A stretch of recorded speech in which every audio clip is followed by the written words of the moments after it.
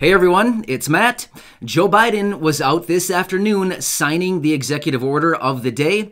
After that, he was taking questions from reporters where he was talking about the stimulus package and stimulus checks. I've seen your comments down below asking for the video of him signing and the Q&A with reporters talking about stimulus and stimulus checks. So you know what? I have the full video for you. So let's get into it and I'll catch you on the other side. Brief remarks, sign an executive order, and then take your questions, if that's okay with you all. Last week, we immediately got to work to contain the pandemic and deliver economic relief to millions of Americans who need it the most. And today, we're getting to work to rebuild the backbone of America, manufacturing, unions, the middle class. It's based on a simple premise that will reward work, not wealth in this country. And the key plank of ensuring the future will be made in America. I've long said that I don't accept the defeatist view that the forces of automation and globalization can keep union jobs from growing here in America. We can create more of them, not fewer of them. I don't buy for 1 second that the vitality of American manufacturing is a thing of the past. American manufacturing was the arsenal of democracy in World War II, and it must be part of the engine of American prosperity now. That means we're going to use taxpayers' money to rebuild America. We'll buy American products and support American jobs, union jobs. For example, the federal government every year spends approximately $600 billion in government procurement to keep the country going, safe and secure. And there's a law that's been in the books for almost a century now to make sure that that money, when spent, taxpayers' dollars for procurement, is spent to support American jobs and American businesses. But the previous administration didn't take it seriously enough. Federal agencies waived the Buy American requirement without much pushback at all. Big corporations and special interests have long fought for loopholes to redirect American taxpayers' dollars to foreign companies for the products that are being made. The result, tens of billions of American taxpayers' dollars supporting foreign jobs and foreign industries. In 2018 alone, the department spent $3 billion, the Defense Department, on foreign construction contracts, leaving American steel and iron out in the cold. It spent nearly $300 million in foreign engines and on vehicles instead of buying American vehicles and engines from American companies, putting Americans to work. Under the previous administration, the federal government contract awarded directly to foreign companies went up 30%. That is going to change on our watch. Today, I'm taking the first steps in my larger Build Back Better recovery plan that invests in American workers, unions, and businesses up and down the supply chain. And I know that previous presidents entered office by promising to buy America and instituting the Buy American policy. But here's why this is different and not the same. I'll be signing an executive order in just a moment, tightening the existing Buy American policies and go further. We're setting clear directives and clear explanations. We're going to go to the core issue with a centralized, coordinated effort. Look, today, I'm creating a director of Made in America at the White House Office of Management and Budget, who will oversee our All of Government Made in America initiative. That starts with stopping federal agencies from waiving Buy American requirements with impunity, as has been going on. If an agency wants to issue a waiver to say we're not going to buy an American product as part of this project, we're going to buy a foreign product, they have to come to the White House and explain it to us. We're going to require that waivers be publicly posted. That is, someone was seeking a waiver to build this particular vehicle or facility, and it's going to buy the following foreign parts. That waiver, the request for it, is going to be posted. Then we'll work with small American manufacturers and businesses to give them a shot to raise their hand and say, yeah, I can do that here in my shop, in my town. It's about, as you've heard me say before, I used to have a friend who was a great athlete. He'd say, you got to know how to know.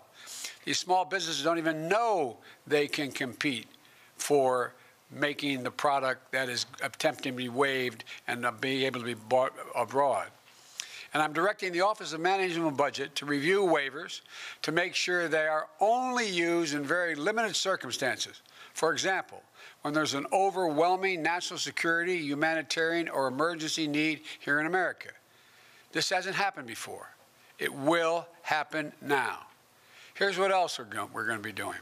Under the Build Back Better recovery plan, we'll invest hundreds of billions of dollars in buying American products and materials to modernize our infrastructure, and our competitive strength will increase in a competitive world. That means millions of good-paying jobs using American-made steel and technology to rebuild our roads, our bridges, our ports, and to make them more climate resilient, as well as make them able to move faster and cheaper and cleaner to transport American-made goods across the country and around the world, making us more competitive. It also means replenishing our stockpiles to enhance our national security. As this pandemic has made clear, we can never again be in a position where we have to rely on a foreign country that doesn't share our interest in order to protect our people during a national emergency. We need to make our own protective equipment, essential products and supplies. And we'll work with our allies to make sure they have resilient supply chains as well. We'll also make historic investments in research and development, hundreds of billions of dollars, to sharpen America's innovative edge in markets where global leadership is up for grabs. Markets like battery technology, artificial intelligence, biotechnology, clean energy. The federal government also owns an enormous fleet of vehicles, which we're going to replace with clean electric vehicles made right here in America by American workers, creating millions of jobs, 1 million auto worker jobs in clean energy and vehicles that are net zero emissions. And together, this will be the largest mobilization of public investment in procurement, infrastructure, and R&D since World War II. And with the executive order I'll be signing today, we'll increase Buy American requirements for these kinds of projects and improve the way we measure domestic content requirements. For example, right now, if you manufacture a vehicle for the federal government, you need to show that at least 50% of the components of that vehicle were made in America. But because of loopholes that have been expanded over time, you can count the least valuable possible parts as part of that 50% to say made in America, while the most valuable parts, the engines, the steel, the glass, are manufactured abroad. So basically, we're batting 0 for 2. The content threshold of 50% aren't high enough. And the way we measure the content doesn't account for U.S. jobs and economic activity. We're going to change that as well. The executive action I'm signing today will not only require that companies make more of their components in America, but that the value of those components is contributing to our economy, measured by things like a number of American jobs created and or supported. At the same time, we'll be committed to working with our trading partners to modernize international trade rules, including those relating to government procurement, to make sure we can all use our taxpayer dollars to spur investment that promotes growth and resilient supply chains. And here's what else the action does. When we buy America, we'll buy from all of America. That includes communities that have historically been left out of government procurement. Black, brown, Native Americans, small businesses and entrepreneurs in every region of the country. We will use a national network of manufacturers called the Manufacturing Extension Partnership that's in all 50 states and Puerto Rico to help government agencies connect with new domestic suppliers across the country. This is a critical piece of building our economy back better and including everyone in the deal this time, especially small businesses that are badly hurting in this economy.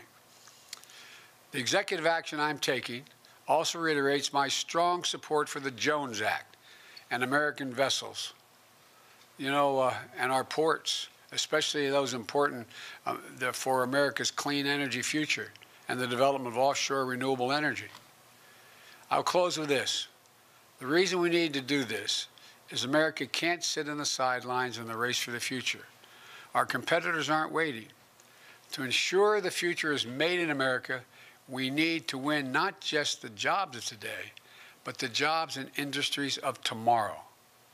And we know that the middle class built this country, and we also know unions built the middle class. So let's invest in them once again. I know we're ready, despite all we're facing. I've never been more optimistic about the future of America than I am today. Given even just half a chance, the American people, the American workers, has never, ever let the country down.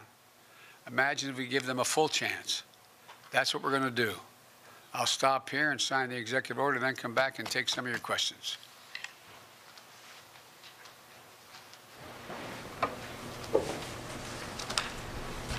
This executive order is entitled, "Ensuring the Future is Made in America by American, all American workers."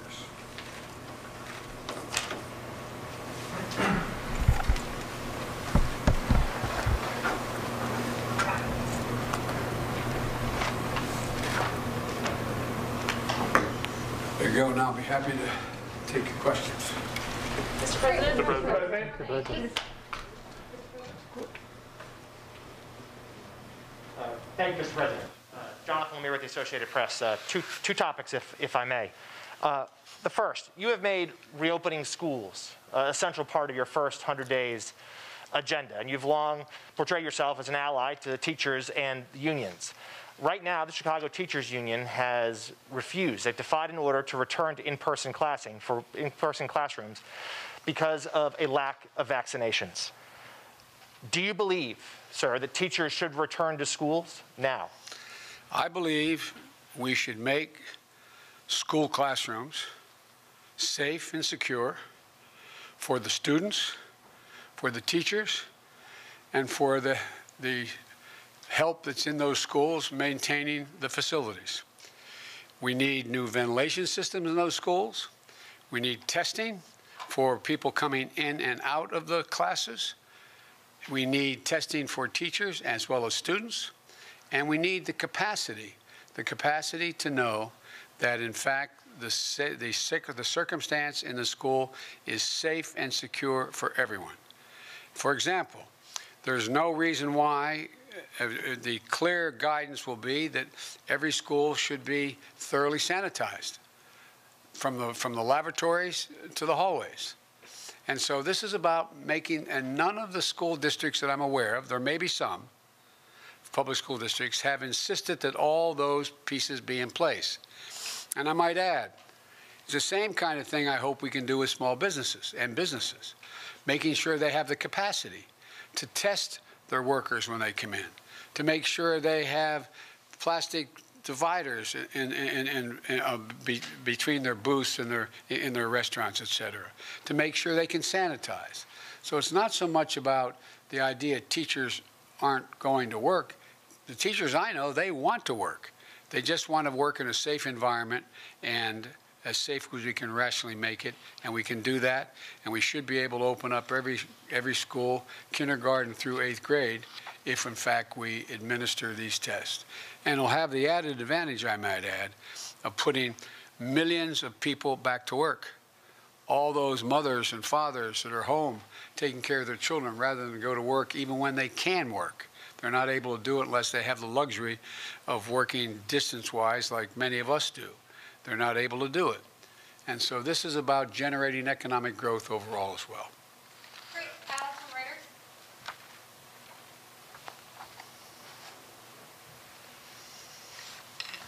Thank you, Mr. President. I'm Alex Alper from Reuters. I wanted to ask a question about Navalny. If you are considering imposing sanctions on any of the individuals involved in his attempted poisoning and or his arrest when he returned from Germany, and if not, is that related to your concerns about it potentially derailing a New START extension? Thank you. I find that we can both operate in the mutual self-interest of our countries as a New START agreement and make it clear to Russia that we are We are very concerned about their behavior, whether it's Navalny, whether it's the solar winds, or whether it's reports of bounties on the heads of Americans in Afghanistan.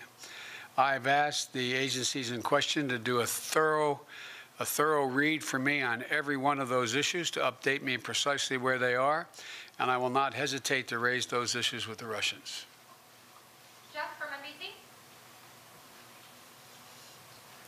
President Biden, Vice President Harris. A question about your COVID relief deal. On Friday, you said the nation is in a national emergency. We should act like it. Given the scale and the severity of the need, how long are you willing to get sufficient Republican support before you would greenlight Democrat attempts to use reconciliation, for instance, to pass that bill? Well, look, the decision on reconciliation will be one made by the leaders of the House and the Senate. But here's the deal. I have been doing legislative negotiations for a large part of my life. I know how the system works. And what I'm not, can't guarantee anything at all, but I can say that what I'm going to be doing, and we've already begun, is making it clear to the leadership in the House and the Senate, as well as the group of 16, the bipartisan group, as well as Republican individuals who have an interest in the issues that are in my package, and saying, here's what I'm doing, here's why I want to do it, here's why I think we need to do it, and what kind of support can or can't you give to that? And then we go on to the way in which we deal with legislation all the time. You know, we didn't have any votes for the recovery package when Barack and I came into office. We were short 3 votes. We didn't know we had the votes until the day of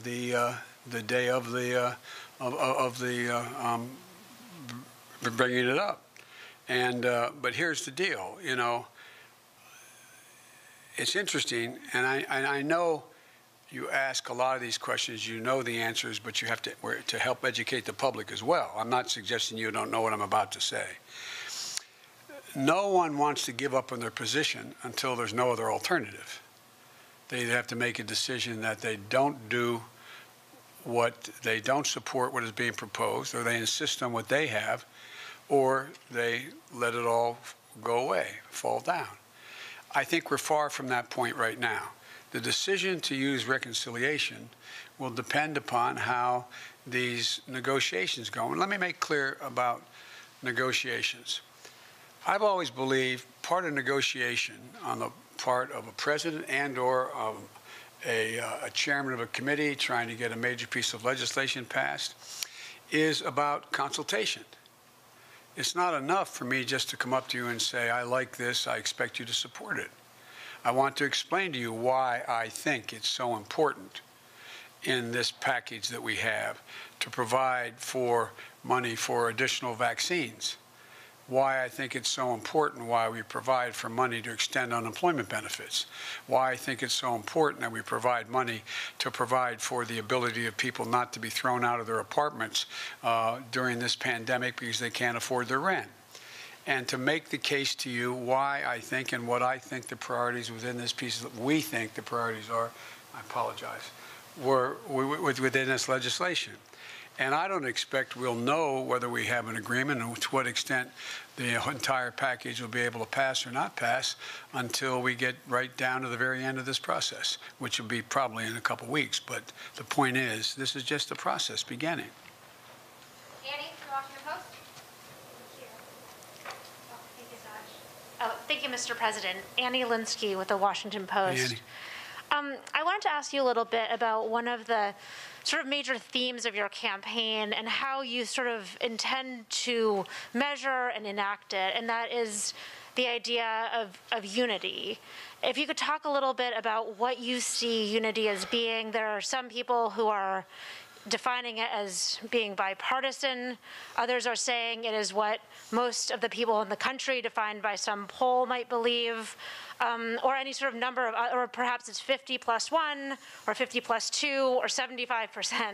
So given that it is such a key part of your message and your promise, can you talk and reflect a little bit more about what is unity when you see it and as you define it?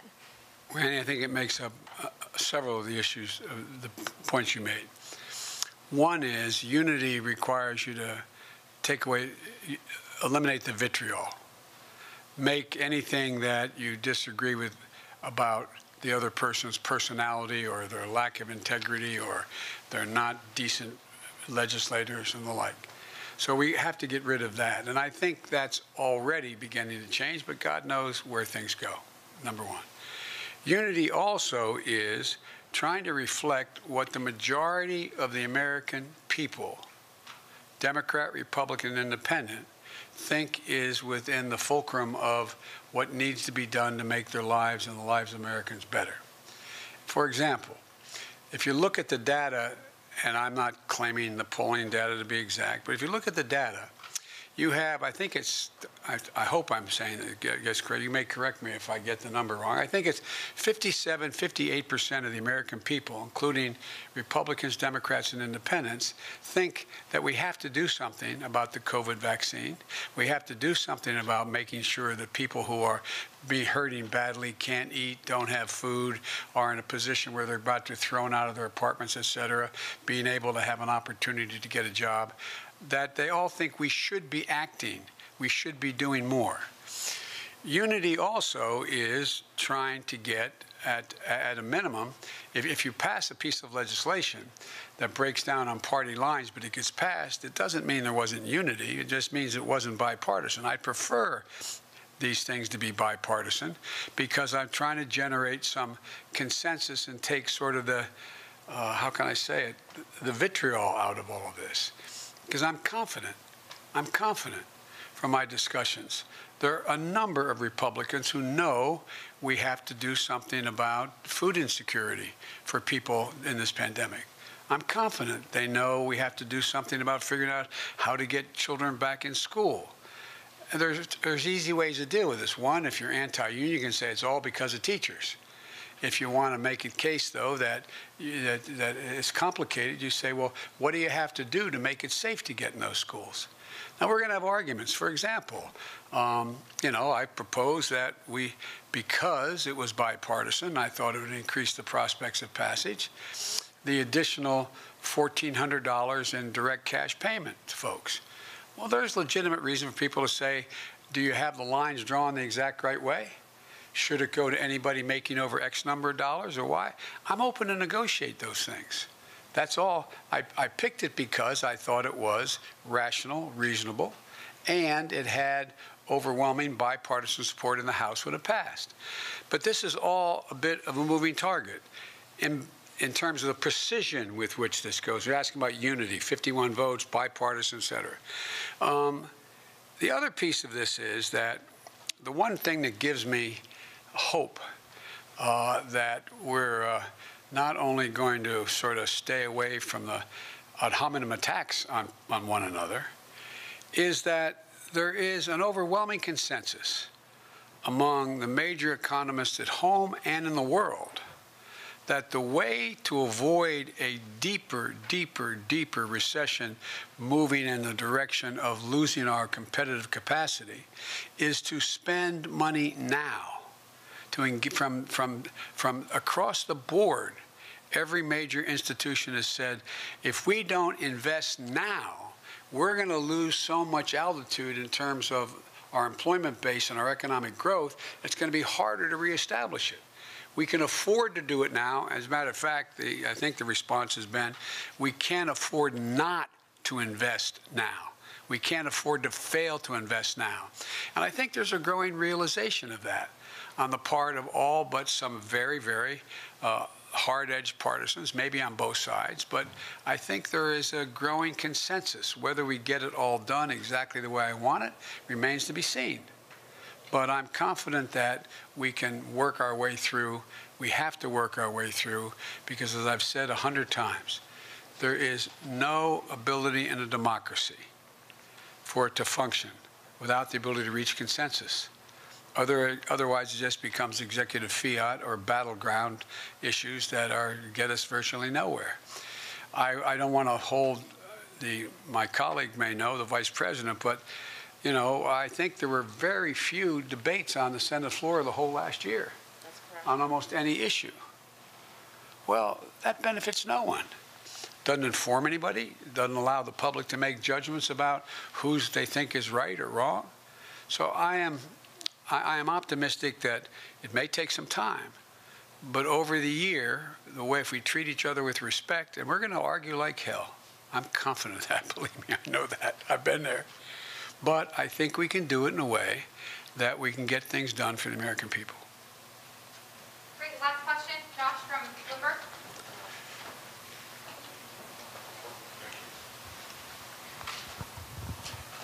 Josh, I don't trust you with a mic, huh? I don't know, man. That's fine. I wouldn't either. Thank you, Mr. President. I appreciate you taking the question. You mentioned just now that you might know in a couple of weeks. Can I ask whether it's more important for you to get something passed in a short time frame like that, or would you be willing to wait longer to get more bipartisan support? And might I also ask that one of the pillars is the vaccine funding. When do you think any American who wants to get the shot will be able to get the shot? Well, I'll try to answer the three parts of your question as I heard them. One, time is of the essence. Time is of the essence.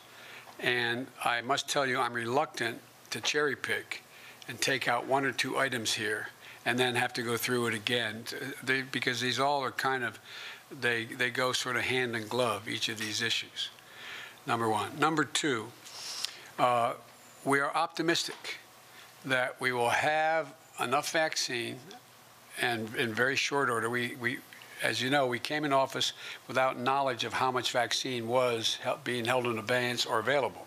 Now that we're here, we've been around a week or so, we now have that.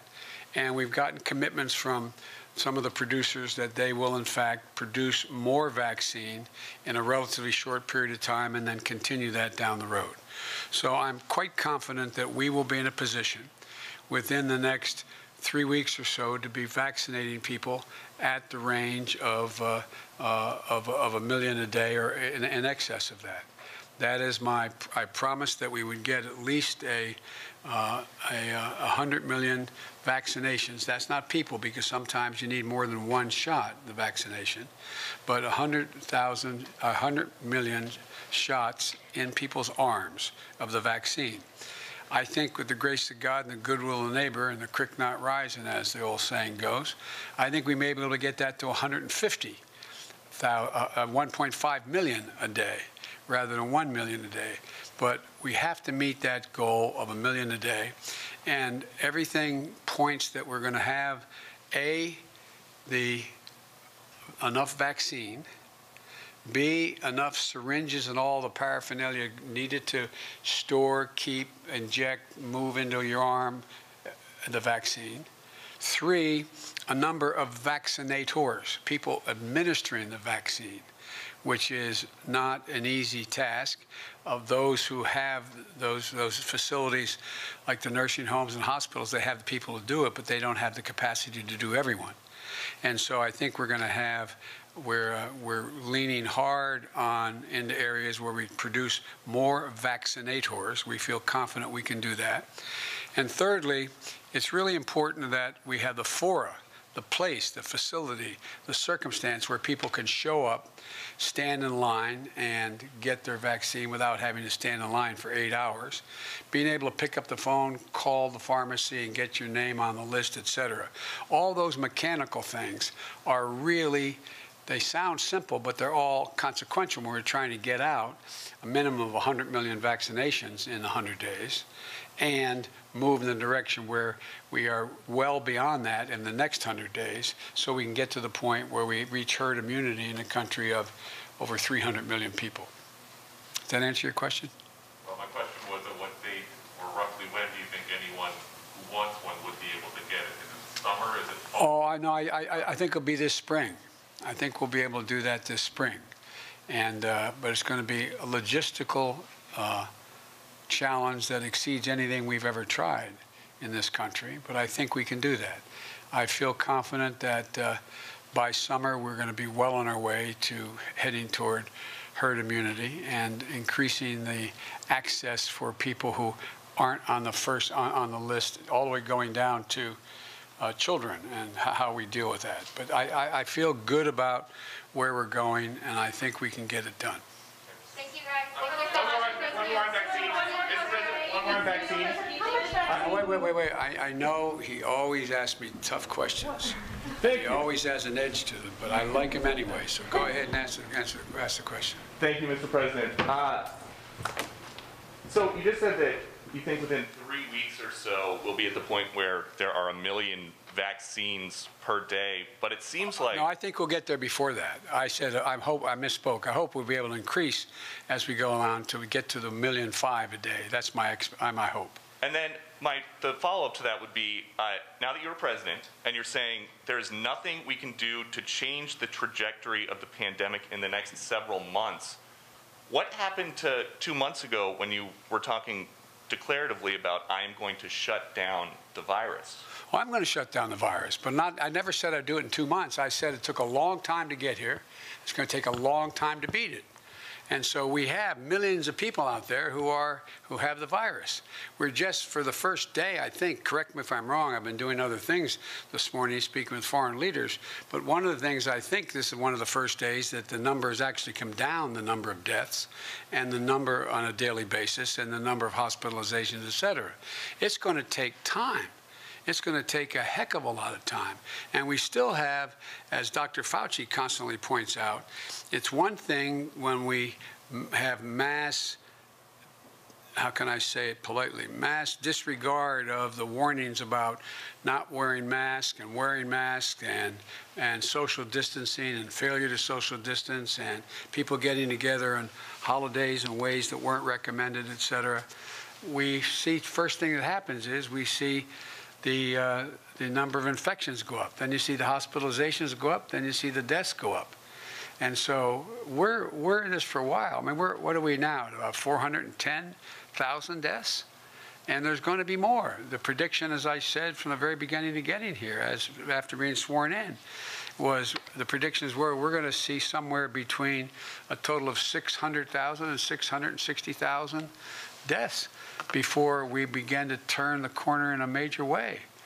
So, and again, remember, the vaccine, most of the people taking the vaccine, a vast, significant number, require 2 shots, and they are an average of 3 weeks apart, and it takes time for it to be sure that you get to that 95% assurance rate. And so it's beginning to move, but I'm confident we will beat this. We will beat this, but we're still going to be talking about this in the summer. We're still going to be dealing with this issue in the early fall. And last point I'll make, and I know you're tired of hearing me saying it, particularly you may be tired of hearing me saying it, and that is that if we wear masks between now and the end of April, the experts tell us we can save 50,000 lives. 50,000 people otherwise would die. Thank you so very much. Mr. President,